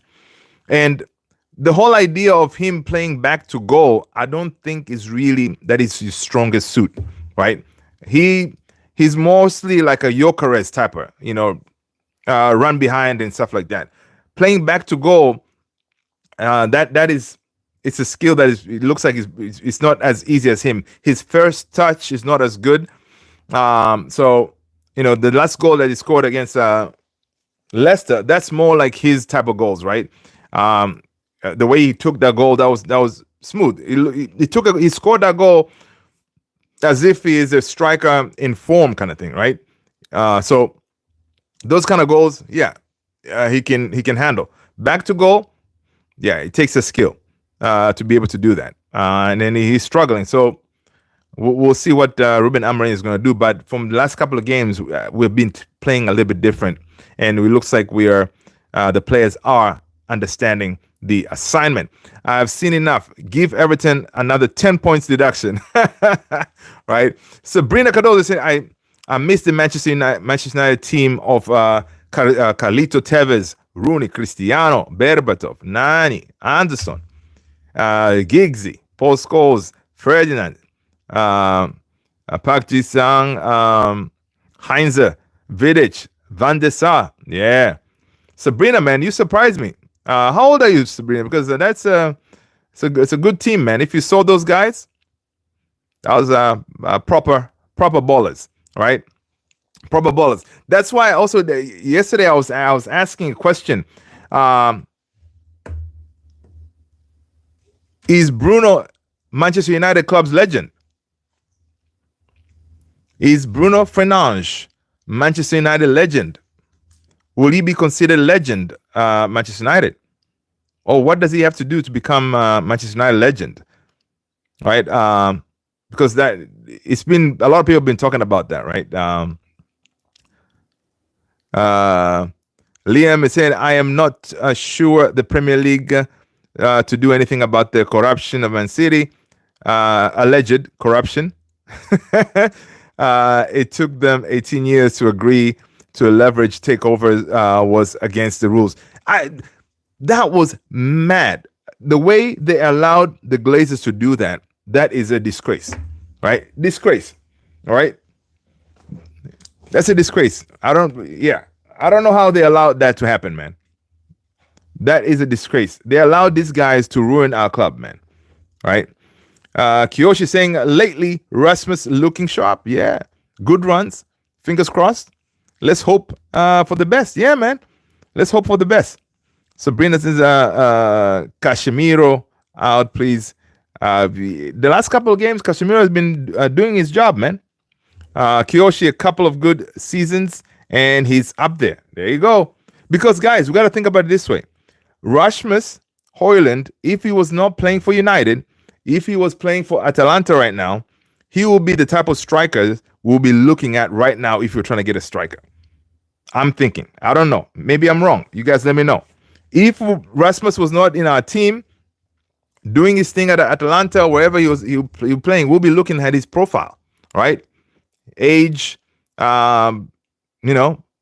physique, speed, all those. We'll be looking at him. So we should just be like, yo, let's just bite the bullet and stick with him and see, maybe give him another season and give him help, right? The good thing is now with Xerxes, we know what he's all about. What is his favorite position? The 9.5. The man has said, listen, I am not a 9. I am a 9.5, right? Better the devil, Facts, Liam. Facts. And the guy works hard. If you see Andy Cole, he was on Rio Ferdinand's podcast. He was saying, if you see this guy, whenever he exits the game, when he gets subbed, he is drenched, because of all the work he's doing. Yeah, it may not always be the right stuff that he's doing, the wrestling moves and all this stuff, but he's constantly doing something, running, And right now, on his last interview, he said, "Listen, the manager wants me to occupy the defenders," and that is, you can see that is working because him occupying the defenders, Xerxes is able to get some joy, and then Garnacho also on the right hand side, so he's doing something, and uh, which is important too because it's not all about putting the goal at the back of the net. But again, you're a striker; that is your primary job. Like Roy Keane will say, just do your job, right? Just do your job, right? I know that's his job. He's supposed to put the ball at the back of the net, but there's also things that you do off the ball. That's why Ruben Amorim likes Manny Mace, because he has that speed, the press. He can press very well, but also the stuff that he does off the ball as well. Liam said it allows for Bruno to find space. Yeah, exactly. And then that's it. That's it, right? And Bruno, when it comes to finishing, he's a good finisher, and so those kind of things. So he's doing something, and the goals will come. And that's Ruben Amorim did say goals will come, man. And maybe hoping that maybe this is the time now. He's slowly, finding that his feet, right? I'm sure today when he scored coming into that Denmark game off the bench and scoring, that is going to give him a huge boost, right? So we'll see, man. We'll see. But I definitely think the kid needs to stay and for Ruben to find a way to use him, because if you think about it, he is like a Gyökeres when it comes to the profile, right? Only trouble is I remember Emil Heskey. Headspace for Michael Owen. Yeah. Emil Heskey. Yeah, man. He did. His body, right? That's what he did. And those two played very well together. Right? Yeah. So that could be, his role in the team. But of course, if you're wearing the number 9, you got to contribute. So, but I'm saying until the end of the season, if you can contribute maybe 10 goals, I don't know. Can he do it? Who knows? If you put him in the right places. But and again, that's what I'm saying is, if we want to lift that trophy, we need him to contribute. And Ruben Amorim did say, listen, we're gonna get goals from all over the place. Everybody needs to chip in. Garnacho needs to chip in. Bruno, Dalot, Ahmad, folks need to chip in. So it's gonna be tough. But So guys, the question I didn't see anybody say, is Bruno Fernandes considered Man United legend? Oh no. He is 30. Bruno Fernandes is 30. Yesterday, on the video I did yesterday, Joe Cole was telling Bruno, dude, you have run your race at United. Leave and go and find another team where you can actually win silverware, right? Joe Cole was saying that on the article I was reading yesterday, which is interesting. It made me think, like, listen, Bruno is like, yo, if you think about it, Bruno is not going to go anywhere, right? He loves United. He is 30. So when the next time that we can win the Premier League, if we can, or challenge for top 4 year in, year out, or season in, season out, it's going to take us maybe two more seasons or something like that.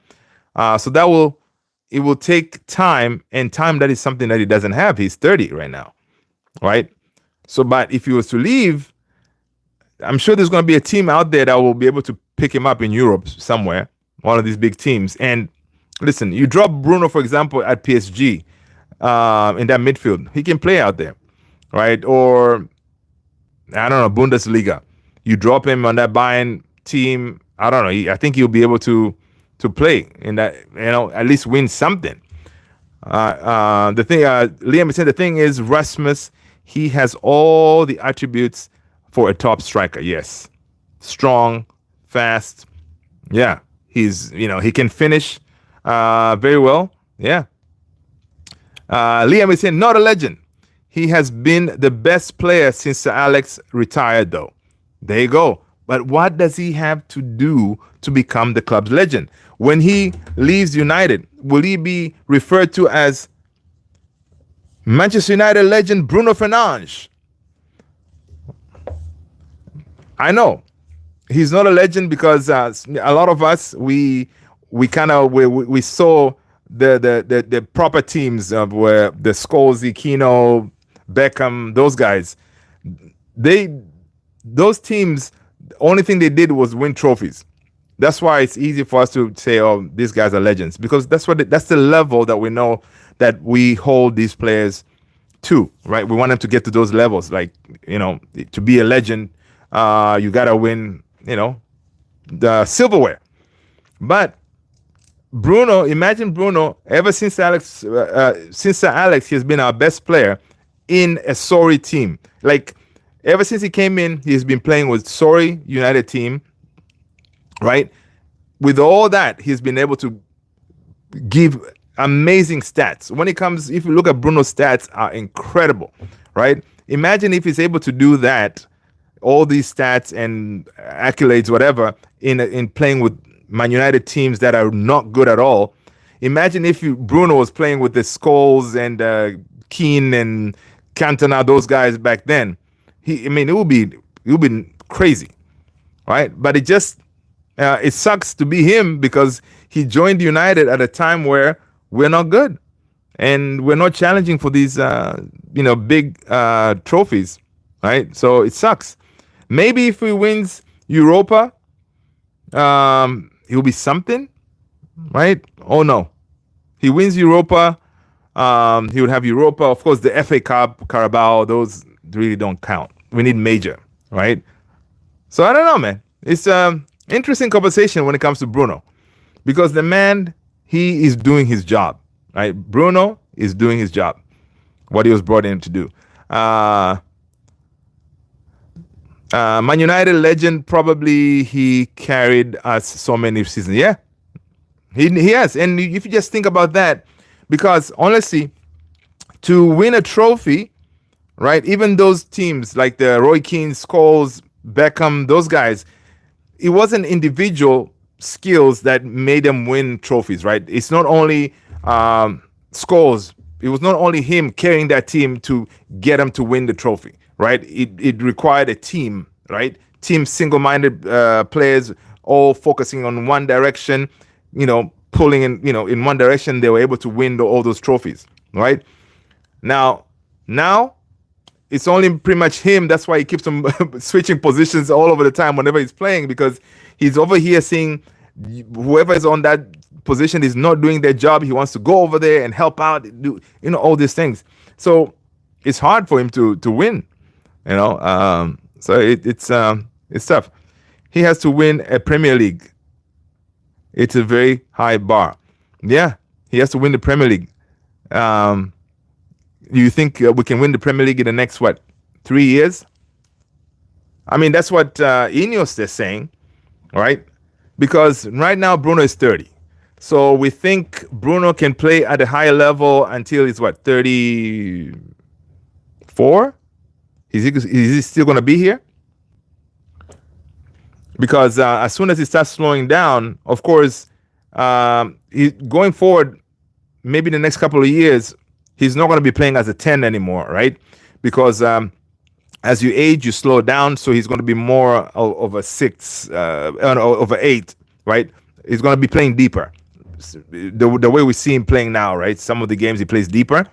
That's going to be his role going forward, because he's not going to be as quick, to be as a 10, those kind of things. So we saw that with Rooney and, all of them, you drop back.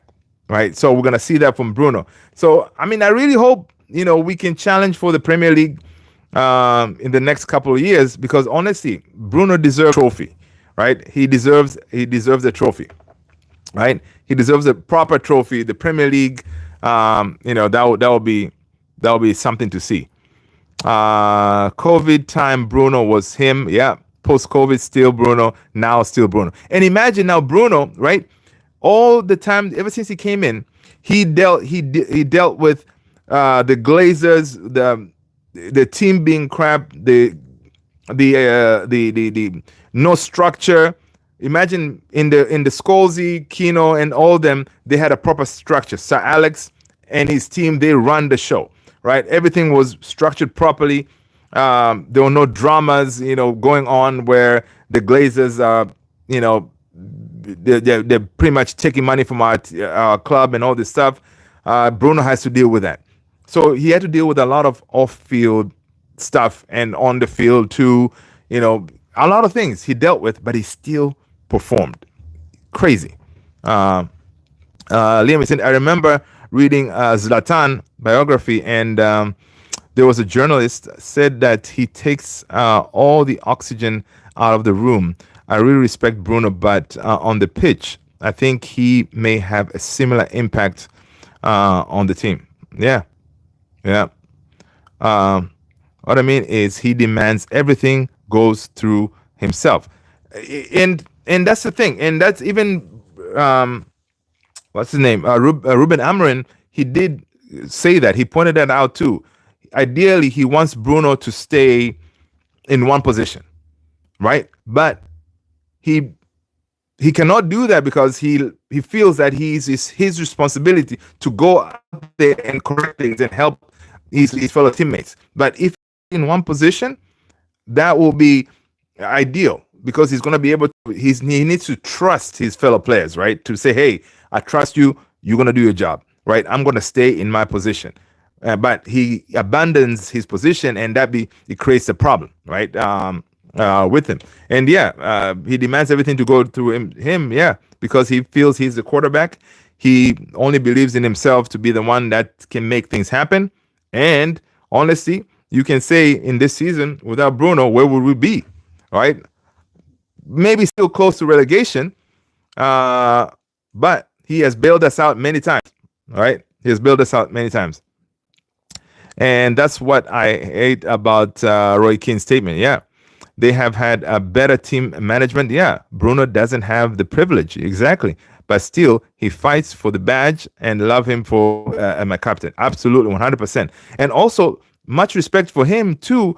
Even when he was criticized, right, by Kino and them, he still answered respectfully and all this stuff. He said, listen, sometimes these legends, they have something to say. It's up to me to, take into consideration and see if I can improve my game. So, yeah, man, it's crazy. But guys, listen, it's been 2 hours, man. Let's end it here. Roy Keane's statement was ignorant. Yeah, it was. Roy Keane, man, that statement, it was ridiculous. And I'm glad that Bruno, from that point on, he has been banging it. Like, I wonder if Kino is going to come back and say, you know what, Bruno, much respect. All right. I criticized you, but you kept your head down and you did your thing. All right. So, guys, listen, let's end it here. You guys are legends. Thank you so much for being here, people. I appreciate you all. Take care of yourselves, guys. Glory, glory, Man United. Listen, we'll see what tomorrow gives us. All right. People, thank you so much, guys. Big up to you all. Have a wonderful rest of your day. Happy Friday, right? Yeah, it is Friday because it's midnight my time here. All right, guys. Peace. Thank you so much, guys.